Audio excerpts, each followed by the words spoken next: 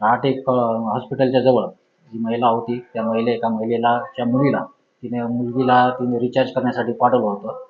त्या मुलीला मी तुझ्या आईला ओळखतो, मी तुझ्या घरच्यांना सगळ्यांना ओळखतो, तू माझ्यासोबत चल, मी तुला रिचार्ज करून देतो असं म्हणून तिला जबरदस्ती त्याच्या ॲक्टिवावर बसवले. त्यानंतर मोबाईलच्या दुकानात घेऊन जाऊन तिला रिचार्ज करून दिला. त्यानंतर आईस्क्रीम पण खाऊ घातला आणि मी तिला मोटरसायकल आपली ॲक्टिवा शिकवतो, तू माझ्यासोबत चल म्हणून तिला जबरदस्ती आपल्या न्यू इरा हॉस्पिटलजवळ सुनसनलांजी घेऊन आला आणि तिला ॲक्टिवा शिकवते असे म्हणून समोर ॲक्टिवावर बसून तिच्यासोबत छेडछाड केली. त्या मुलीने घाबरून आरडाओरडा केल्याने तिथं आजूबाजूला जाणाऱ्या लोकांनी मदतीसाठी तिच्याकडे धावले.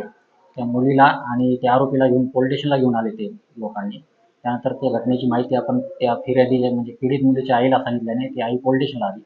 नंतर आल्यानंतर सविस्तर फिर्याद घेऊन आपण त्या आरोपीविरुद्ध गुन्हा दाखल केलेला आहे. गुन्ह्याची तर माहिती नाही भेटली अजून. त्याच्यावर सध्या अट्रॉसिटी, पॉक्सो आणि 363, 354 ॲक्ट कायद्याप्रमाणे गुन्हा दाखल केला आहे आणि सदर गुन्ह्याचा तपास पुढील तपास ACP खाडे मॅडम करीत आहे. शेख आसिफ शेख गनी, राहणार सौदागर मस्जिद जवळ.